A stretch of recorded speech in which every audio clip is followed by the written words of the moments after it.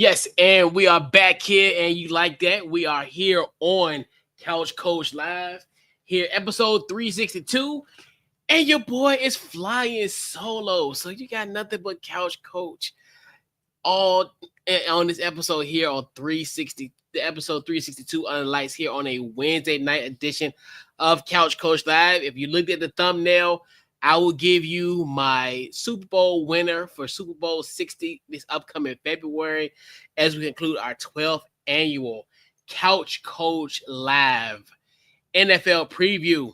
So, without further ado, let's kind of kill the suspense of this.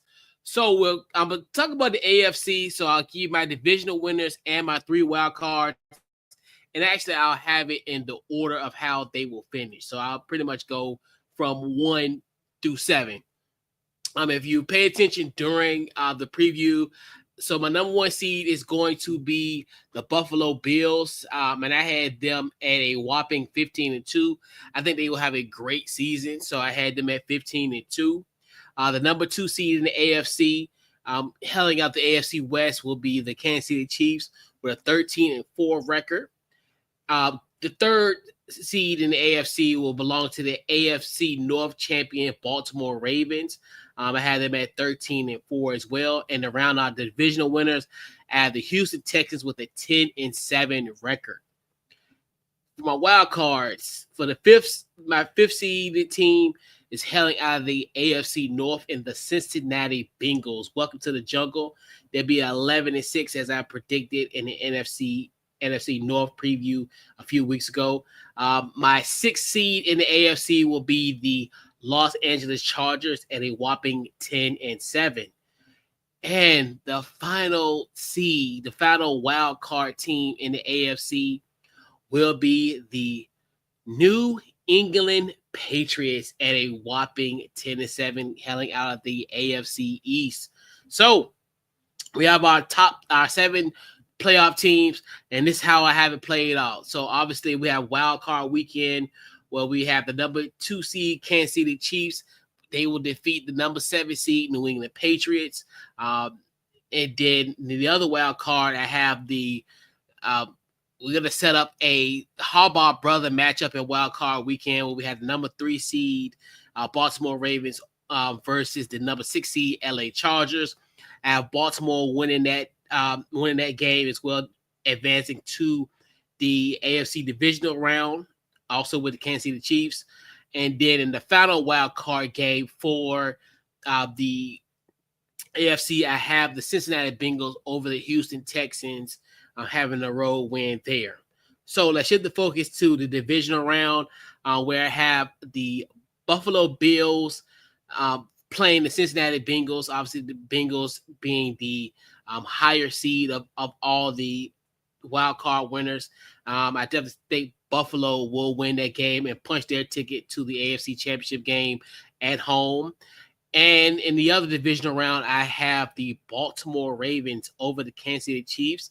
That sets up a Baltimore versus Buffalo AFC Championship game. That is my prediction.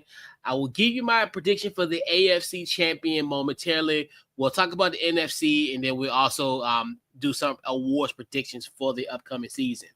So before we head to the NFC, just a brief recap. We'll have the Baltimore Ravens traveling to Buffalo for the AFC Championship game. So now let's talk about the NFC. So how I have the seeding for the for the NFC, my divisional winners and my wild cards. So number one seed, I have the Detroit Lions at 12-5. If you checked out our North preview, I was tossed in between Detroit and Minnesota. They was going to have identical records. I kind of was thinking maybe Minnesota wins the tiebreak, but then I'm like, you know what? I'm just going to stick with this new guns. I'm going to kind of backtrack what I said in the NFC North preview, where I have Detroit Lions actually winning the tiebreaker and winning, having the top seed in NFC at 12-5. The number 2 seed is hailing out the NFC West and the Los Angeles Rams at 12-5. The number 3 seed is the NFC East champion Washington Commanders with 11-6 record. And then rounding out our divisional winners, the NFC South, we have the Atlanta Falcons also at 11-6. So my 3 wild cards, I kind of tipped off one of them. It's going to be the Minnesota Vikings. Then we also have the Philadelphia Eagles at the number 6 seed. And rounding out our final wild card team in the NFC will be the San Francisco 49ers. I am a 49ers believer. And as we go along, as we progress with our predictions as far as awards, it'll kind of reveal itself. So let's talk about the wild card round. So we would have the Rams being the number 2 seed facing off with the 49ers. I have the Rams winning that matchup. Also, we have another wild card matchup will be the Washington Commanders versus the Philadelphia Eagles, which would be a rematch of last year's NFC Championship game, but we'll get it in the wild card version. We almost had that situation happen last year where Washington was on the verge of potentially playing Philadelphia in the 2-7 matchup. But thank goodness for Terry McLaurin's touchdown to beat Dallas to put us at that 6th seed. But I digress about that point. So I definitely have the Philadelphia Eagles, unfortunately, beating my beloved Washington Commanders yet again. In this case, it'll be in a wild card round. But it'd be great to have a home game for the Washington Commanders, something they haven't had in nearly 5 years. So that would be, kind of one of those where, because it's hard to get back to the mountaintop, back to the NFC Championship game. There might be some situations, in my personal opinion, where it might be some obstacles where they might not get as far, but I still think the Commanders are a playoff team and an NFC East champion team. So, also after that, we also have Minnesota beating Atlanta, having a road win in Atlanta. So now that sets up the divisional round where we have, I think Philly once again goes on the road and they actually defeat the Detroit Lions. And they punch their ticket to the NFC Championship game yet again.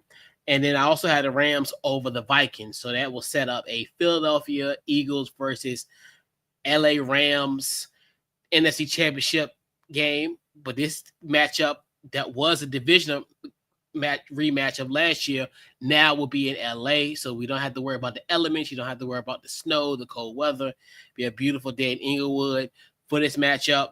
So I have my final 4 in the AFC. I have the Baltimore Ravens versus the Buffalo Bills in the AFC Championship game, and I have the Philadelphia Eagles versus the LA Rams in the NFC Championship game. And I will give you my Super Bowl 60 predictions very, very shortly. But let's get into our awards. So I'm going to start off first, who I think will be the coach of the year. It's kind of a toss-up. I kind of thought of 2 guys, and I narrowed it down to 1. I think it would be Mike Vrabel. I think the fact with the Patriots being 10-7, if he could be 10-7 and make the playoffs, I definitely think he will get the nod. Obviously, following a disastrous season that the Patriots had last year, and for them to kind of be back into playoff contention would definitely serve that nod. I know it kind of goes against my Buffalo Bills 15-2, because you think to yourself, if the Bills are 15-2, Sean McDermott should hands down be the coach of the year. But, I wouldn't necessarily say that the Bills' success is they've already been almost at that level, not 15 wins, but they've won, had double-digit wins consecutively. So it's kind of one of those where for them, it's kind of expected for them to have a good year, maybe not a 15-2 season. I know a lot of people may think, hey, they could be maybe 12-5, 13-4. That's there. But I think what's going to be probably more impressive if Mike Vrabel essentially wins 10-plus games and leads his team to the playoffs in his first year. I think that would be a very incredible feat. So that's where my rationale behind selecting Mike Vrabel as the coach of the year, in my personal opinion. So I'm going to go to our comeback player of the year, which there was another one where I had a cross between a few. You'll kind of see as my predictions progress. I didn't want to necessarily double dip. It was two guys I really wanted to put in, but one had to fit the other. And I think it kind of one of the things where it kind of be a give and take situation.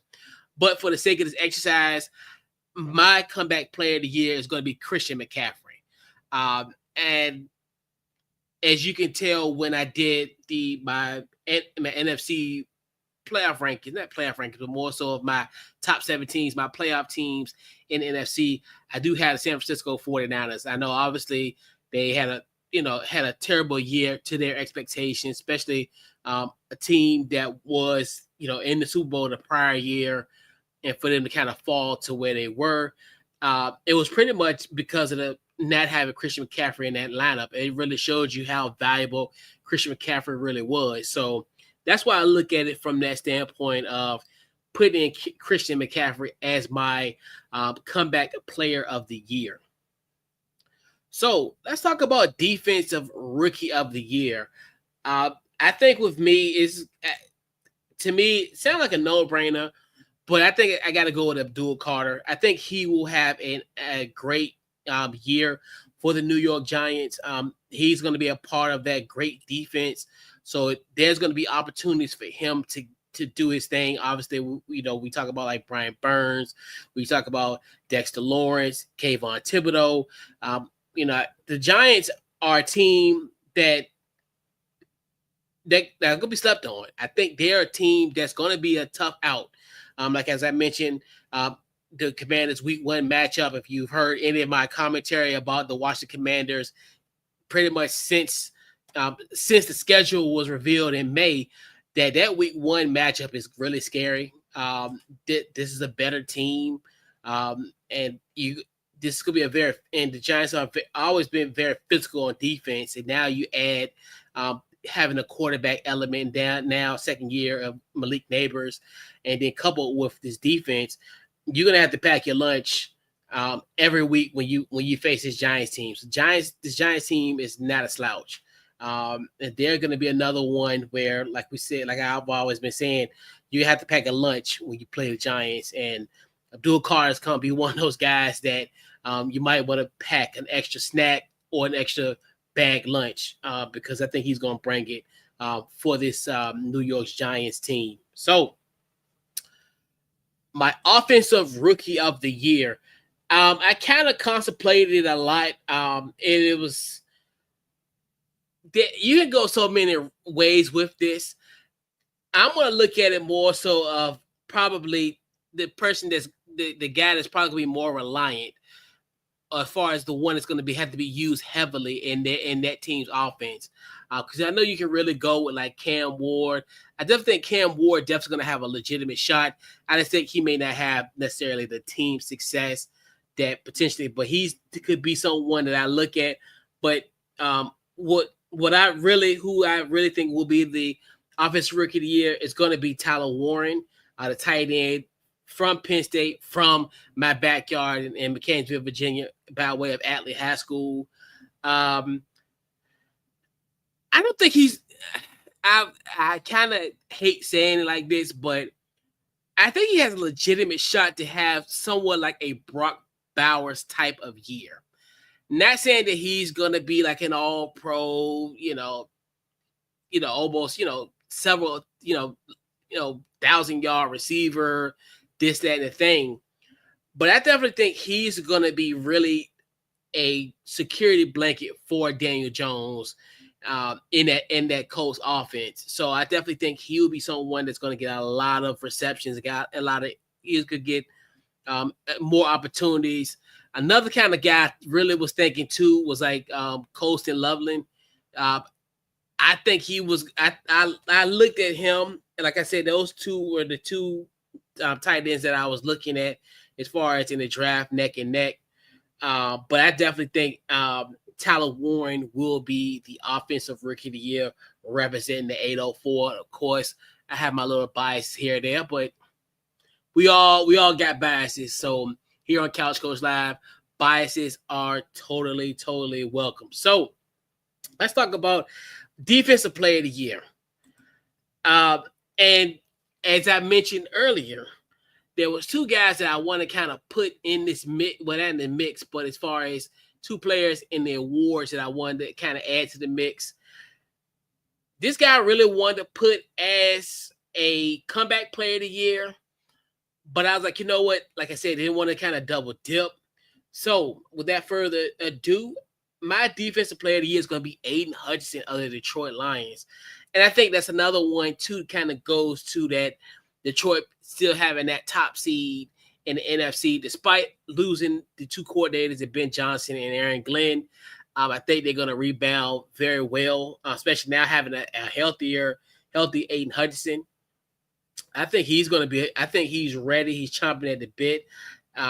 Definitely going to have a double-digit sack year. He's going to cause havoc on that line for opposing offenses that faces him. So I look at Aiden Hutchinson as my defensive player of the year. So my offensive player of the year, and this is going to be another one that's kind of goes hand in hand. So the rationale, you'll see, like as the kids say, I see the vision.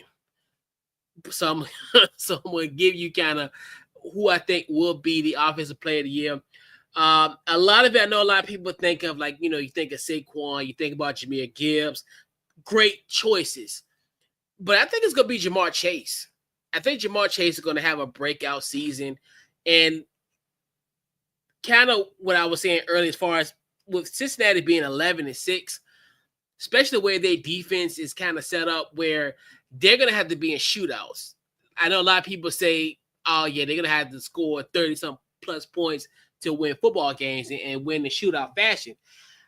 They have an offense that can do that. And I definitely think Jamar Chase will essentially provide that spark for the Cincinnati Bengals, especially considering the fact, and this is just more so of just on the basis of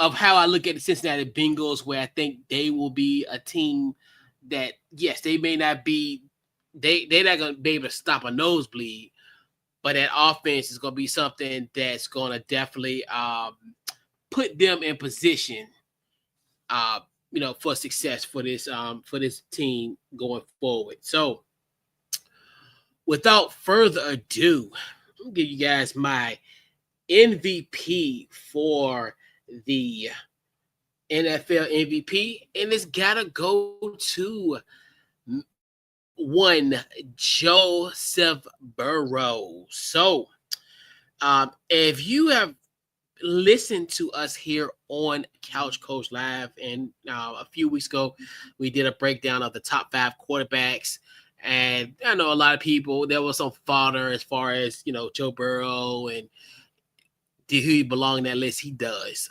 Like I said, last year, if this team would have won against Cincinnati, not Cincinnati, he plays for Cincinnati, duh. If he would have beat the New England Patriots in week 1, that could have set that up for a Joe Burrow. So I think if Joe Burrow would have made the playoffs, he would have been a league MVP. I mean, like I talked about it earlier, about a few weeks ago. I mean, last year he had almost 5,000 yards. He was 82 yards short of a 5,000 passing yard season. had 43 touchdowns last season with only 9 interceptions.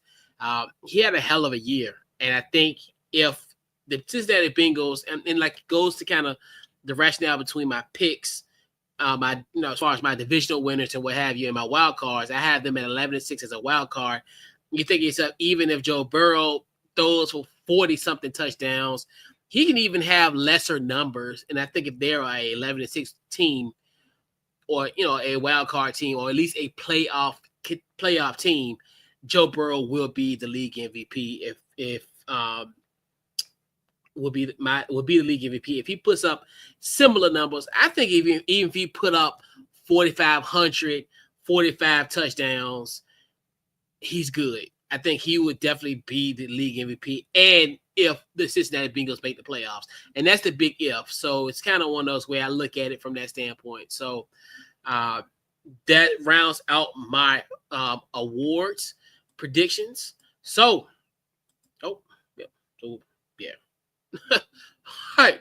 So we got to go into our AFC Champion and our NFC Champion. So let's talk about our AFC Champion. My AFC Champion pick is the Baltimore Ravens. They will win and shut down the Ralph in the final game of the Ralph in Buffalo. So I think the Ravens will come up top, and this will be a rematch of last year's divisional, where the Ravens came up early short of putting this game into overtime. So I look at it from that standpoint. I think they definitely kind of get themselves back equal footing. So, and in the NFC, I have the Los Angeles Rams over the Philadelphia Eagles. I have the LA Rams versus the Detroit Lions. Not Detroit Lions. The Ravens versus the Los Angeles Rams to win their respective conferences, and they will meet, in my personal opinion, in Super Bowl 60 under lights at Levi Stadium in Santa Clara. And my Super Bowl 60 winner is the Baltimore Ravens. Start celebrating, start spreading the news. The Baltimore Ravens will win Super Bowl 60 in Santa Clara. My Beltway brethren, they will win their 4th ring, and it will be very interesting how that all will play out. But I definitely think this will be the year that Lamar gets his Super Bowl, gets his spotlight, and gets to a point where people can kind of separate themselves from the criticism. He'll always get criticism, but now it's like, hey, this man has won a Super Bowl, and I think if they do win, he probably will be the Super Bowl MVP. This will kind of quell some of the hatred around Lamar Jackson, and it's kind of one of those things where something like that will be a great validation for him, and he's well deserving of it. And he's one of those ones where I don't understand the criticism behind Lamar Jackson, because he's just a guy that just loves, football. Don't get in the way. He ain't in nobody's way. He just do his thing and he keep it moving. But that's the thing. But that's the beauty thing about greatness. People will always hate on greatness. So without, regardless, even if this prediction does go to fruition, there still will be a Lamar hate train, because they will say something that they feel as though he didn't do in that game or what have you. So there will always be some hate going his way, but him winning the Super Bowl will definitely quell some of that. It will put him in rare air, especially considering the fact he's a 2-time league MVP and now potentially a Super Bowl champion. I think it will be a great storyline, as we close out the 2025 NFL season. So we're done with our predictions for the NFL. So this is my script quote unquote, of how things will play out in the beginning of the calendar year of 2026. Our playoff predictions, our awards predictions, and our Super Bowl 60 winner. So before we head on out, I want to give you guys some quick NCAA picks that I have. And it's just to toy around. And it's going to be kind of one of the things where I want to kind of be more consistent with it this year. Have my picks, and we just go against all the guys. We all come together and kind of see who does it, who much really bragging right, wear the crown next week when the fellas come back. So brief one. So we'll just be talking about some top 25 matchups. And the great thing about this week, you have 3 top 10 matchups. So my week 1 picks. I got Syracuse, the upset over number 24 Tennessee. Definitely huge shout out to Fran Brown and the crew. I definitely like what Syracuse has been doing as of late. So really want to see what they're going to do. I definitely think they will get the road W, a neutral site W. So shout out to the Atlantic Coast Conference. And crazy, this is a game that should be at night. But I'm not mad at it because when you got number 3 Ohio State versus number 1 Texas, this is a game I'll be wide awake. I think this is an 8 o'clock kickoff. If I'm on the sofa, I'm waking up the next morning. So I ain't mad at them. As a 40-year-old man, I kind of appreciate a stellar matinee matchup. I know a lot of people like that, but hey, you know what? I'm cool with it. I know a lot of people complain. Yes, it should be because a game like this Mac2 needs to be in prime time.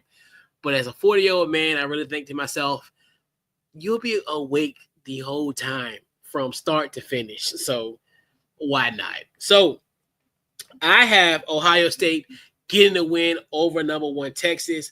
I'm really curious of essentially Arch Manning, what he'll do, especially in this environment, going to Ohio. And obviously, this is the defending national champion, Ohio State Buckeyes. So really want to see what he does on the road. And it's one of those things, my goodness, if he does win this game, the media is going to have a field day. It will be an Arch Manning love fest Labor Day weekend, and it will carry on until next week. And trust me, if that happens, we'll be all on it next week about that as well. So I got we got Indiana versus ODU.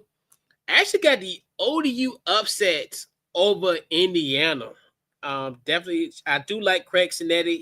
He's our guy, obviously from back in those days at Harrisonburg at JMU. But he's our guy, and hey, he told everybody, Google me. But they'll take the L to ODU. Definitely huge shout out to ODU doing anything out in the 757. We got a night game. We got LSU versus number 4 Clemson. All right, now I'm an ACC guy. I'm an ACC guy through and throughout. I love these type of matchups because I really want to see kind of how these teams stack up against inferior conferences. Like I like Syracuse playing Tennessee, and I had them winning. I'm gonna be real with you. I definitely think that LSU's gonna win this game. That's who I got in this one. And then it's another game. This is a Saturday night, Saturday afternoon, which this is a perfect game. This is a Saturday 3 o'clock in Atlanta.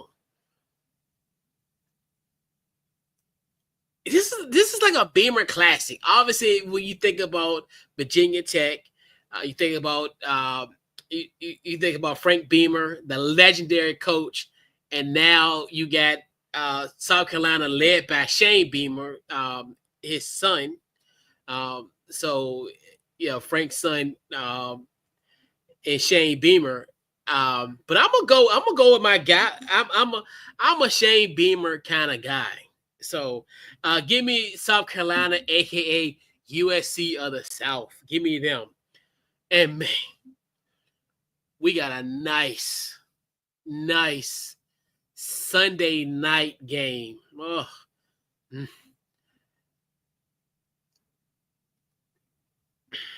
Chef Kiss. We got Miami versus Notre Dame.